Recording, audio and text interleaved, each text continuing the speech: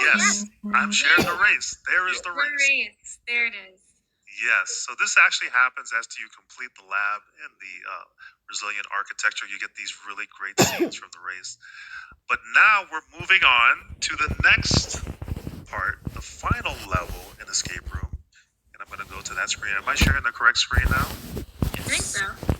Yes. And we have reached the Enchanted Forest. And as you can see, if you ever watched the movie Lord of the Rings, there's some inspiration here, as we have these elf-like characters in the game world now, and we have to get the final parts to escape from this island. And what we're going to be doing is we're going to be going through a lot of the cost optimized services and some scenarios that will help us get off this island. So, Oh yeah, speaking of hot dogs. yes, it's not a sun dog, it is a purple hot dog. Maybe this hot dog's been in the sun too long and it turned purple. But this is where we are now. The Enchanted Forest is really a different place, different from any of the other escape room biomes that we have. I'm going to skip past this. I don't want to ruin any of the surprises. We're going to go talk to Oren, and he's going to give us some direction on what we need to do. As you can see, the Enchanted Forest is pretty nice, right? It's pretty good looking. Yeah. Very colorful, very stylish. You know, the cottages. And of course, there's someone named Oren. Every fantasy movie has someone named Oren in the characters. So let's see. Let's see if we can solve the problem for Oren. They need someone to help optimize some architectures with the right costs. Let's see. Let's go into here, and we're going to start with what is Cost Explorer. All right. So the chat, you're going to help us out like you do every week. The chat has been on fire. Like we've never been able to stump the chat for more than a couple of minutes. So what is Cost Explorer? Is it 1, 2, 3, or 4 a service that governs AWS costs by creating budgets?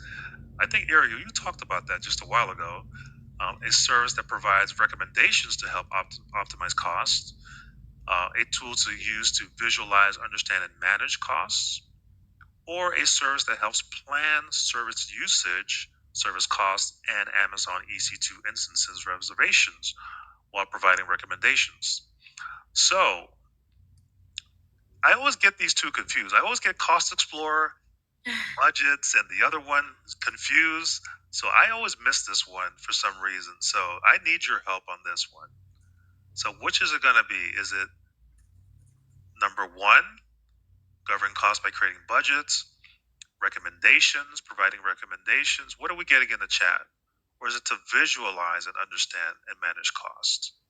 Which one makes the most sense? Well, let's give people some time. Yes. By eliminating one. So let me see. I don't know. Do you think it has to do with budgets? I'm going to ask Irio. Is it about creating budgets with Cost Explorer? I'm going to say no. No, not budgets? Not budgets. Nope. I can use another service for that, for sure. Okay. So let's eliminate budgets. So let's go out of the last 3. What is the chat saying? Is any answers in the chat so far? We have 3. One that says 3. Number 3. Yep. A service that helps plan service usage, service costs, and Amazon EC2 instance reservations. How do we feel about that one? Well, now we have 2 more people that says 3. Oh, I think I read number 4, actually. Number 3 is a tool to visualize. Okay, so that's the right one that I was supposed to read. Sorry about that. And provide detailed analytics. Okay, so we have 2 for number 3. I think that sounds pretty good. I'm gonna go with number 3. Let's do it. Got a couple of answers. So let's see. The answer is correct. It is number 3. Amazing. Yes. Now, why wasn't it budgets? Let's see here. So we have it takes you to the documentation, of course, that explains what budgets are for. This is one of the things about Escape Room. It always gives you links out and kind of forces you to read the documentation and get the insight that you need. So it's always good to understand why you got stuff wrong. I always read the wrong answers as well, when I'm preparing for an exam. So that's important. Absolutely. Yes. Yeah. So let's continue. Okay, we got something going. All right. So we got to open the next chest. I love opening chests. That reminds me of playing Legend of Zelda. You just open chests and you get the diamond, and you celebrate. You throw your hands up in the air.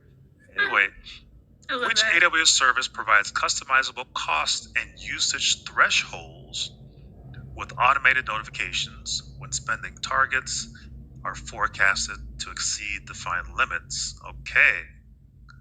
So this is what I see. These three would always confuse me: the cost and usage report, the budgets, and now we know what Cost Explorer is, so we can eliminate that one.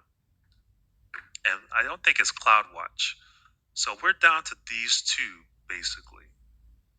So what are we getting in the chat? Is it budgets or is it cost and usage report? We've got 2 people that says budgets. Budgets, okay. 2 people that say budgets. Anybody for cost and usage? Because that sounds like it could be right. Someone says number 2. Cost Explorer? I guess if we go this way, there's no numbers. Budget. 1, 2, 3, 4. Okay, budgets number 2. 1, 2, 3, 4. So we'll go and left. Now, how to right. do you count? Is it left to right to left? Yeah, I know. Left down. So right we'll down. go 1, 2, 3, 4. So we'll say this is number 2. So I'll pick number 2. I think I saw a couple of answers for number 2. Awesome. So let's see. It is budgets. It is budgets. Now, why was it not cost and usage? It's a comprehensive set of cost and usage data available you can use to publish your billing reports to your S3 bucket 3 times a day. Okay, it's really about reporting, where budget is about the thresholds, setting those thresholds, right? So I think that's the important distinction there. Someone in the chat says, so Adamantium Chess says that's an artifact, not a notification. That's a really good way of thinking about it. Awesome. Yes. I love it. Excellent. Yes. All right, let's continue. So we got that one taken care of. Now we've got some kind of joystick. I don't know why there's a joystick for this grab something in an enchanted forest, but anyway, let's take a look at this matching style. So this is looking for the most cost-effective compute option for each use case. Okay, so we're focusing on compute. Now we've got Fargate, Lambda, on-demand, savings plans, and spot instances. Okay, so these are the choices for each one. So let's take a look at these use cases. So they want to run, this company wants to run various workloads with steady usage, and they want to commit to a consistent amount of compute usage. This company wants to run a batch processing, and they can be interrupted and resumed without affecting final results. So when I hear the word interrupted, I always think, I'm gonna answer this one. I think when you see the word interrupted, I always think if it can be interrupted, it's spot instances, right? So we'll give that one. Now for the third one, an e-commerce company needs to generate product thumbnails, and each processing task that takes less than a minute with unpredictable upload patterns. So what which one do we have? would we choose? We know it's not spot. So which one would be Adamantium says Lambda for that one. Lambda for this one? Okay, let's try Lambda for this one. All right, so this one is microservice-based application needs to run continuously with varying load patterns. They want to use containers but need to focus on application code instead. So which one is this one? They want to use containers, which is the key word. Looks like Adamantium Chess. Yes. Same Fargate. Fargate? And Louise Co. also says Fargate. Fargate, okay. We have some experts. Yes. So then let's go to the next one. A company needs to run development and test environments during business hours and does not want long-term commitment. So Not a we've already- long-term commitment. not a long-term commitment. Test So we know environments. test environments. We know it's not Lambda and Fargate. We know it's not Spot. So we've got between EC2 on demand or EC2 savings plans. Oh, we've got 3 people that say on demand. On We demand. have Nazi, Anne Louise Co, Jib Jab. They're all saying Nice. on demand. On Nice. demand. Nice. So that only leaves savings plan for the top. Does it make sense though? If we read it, does it make sense? Let me see. If I think so. They don't want a long-term commitment. They want development and test. Yeah, All right. So I think so. let's think about it. All right. So let me read the top one. Let me read the Top one. Yeah, let's read the top one. So a company runs compute workloads across EC2, Fargate, and Lambda with steady usage patterns. Steady usage. Yes. They want to commit to a consistent amount of usage. Yep. So in that case, they want it over a long term. So I think with savings plans, you probably get a discount, right? I love it. This is a good group. So let's answer this one. Let's see. And it is 100% Wow. on the first try. How am I not surprised? Good job, everyone. Good job. Anne Louise Co says savings plans equals long-term commitment. Awesome. Yes. Awesome. All right, I'm going to go forward in time again. You guys remember that from Wayne's World? I hope you do. Maybe you don't. Everybody do this at home. No, actually, don't do that. So we are advanced a little bit. So there's a tiger here for some reason in the fantasy enchanted land. So we've talked to the tiger. It's not Tony the tiger. It's just a regular tiger. And we have to put together this architecture, and we have to do it in a cost-effective way. So let's do that together. Okay? Look who just stopped in. Who is it? This is Isa. She's gonna cuddle me for the rest of the episode. She saw a tiger and she's like, "That's my cousin." Yes. I say your cousin is an escape room. What happened to you? What happened to your career? We got to talk. We got to talk later. Anyway, we're gonna talk. So we have to drag and drop the components into the secure VPN to connect to an on-premise infrastructure with multiple cloud resources. Each component will be used one time or not at all. So we have all these components on the left here. We've got a site-to-site VPN. We've got a router. We've got a VPC. We've got NAT gateway, Internet Transit Gateway. So what are we dropping into the on-prem to connect to the on-prem from our cloud infrastructure to connect to our on-prem here? So what do we need to drop first in these slots? We've got a VPC slot, we've got a gateway and a gateway. So it's giving you some hints, and another gateway here in the middle.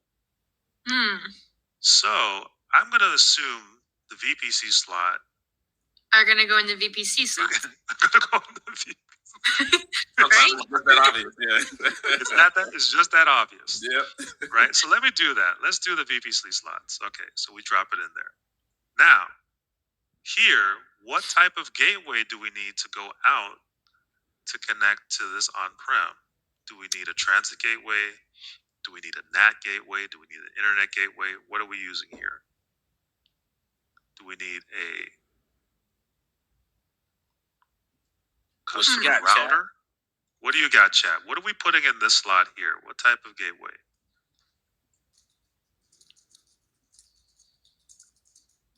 Maybe you can start in the connection between the two entities. How do we connect? What's the best way to connect between the cloud and on-prem? What would we put here in this yellow? Any guesses? Do we use this Route 53 or do we use a site-to-site VPN? We have one person saying NAT. Okay. In the yellow slot or in this slot? Ooh. All right, so we had a session on NAT gateways with the VPC, Yes. right? Yes, we did. We talked about NAT gateways allowing for us to send out some information into the internet, but never allow the internet to request any information to us. And I don't necessarily think we're doing that with this one. I don't think so either. I don't think so. We probably won't use this one. So Someone let's says transit gateway. transit gateway. Okay. So That's what we should do. so we should drop a transit gateway here. Maybe. We've got 3 people saying transit gateway. Transit gateway. Okay, and this I love slot. it. All right. So what love about this slot? What connects the cloud to the on-prem? Should we use the internet gateway, or should we use Route 53, or should we use site-to-site VPN? Ooh. Folks, y'all, I don't know. Y'all still thinking about it? Still thinking about it? I don't see it. All I'm talking about this slot here, this yellow slot that connects the 2 entities. Yeah. All right, folks. So Any answers? Any answers?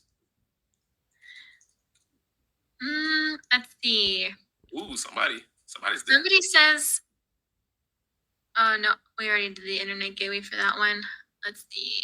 What should we connect? Let's see what Adamantium got to say. Okay, he's been on point. What did he say? Site to VPN. You're saying site-to-site VPN? Okay, instead of Route 53? All right, let's drop it in there. Site-to-site VPN. All right. And finally, we need the final component here for the on-prem. So, Irio, what do we need here for on-prem? What needs to happen to finalize this connection? So I remember working on a network, and I had to connect 2 separate networks that were not at the same location.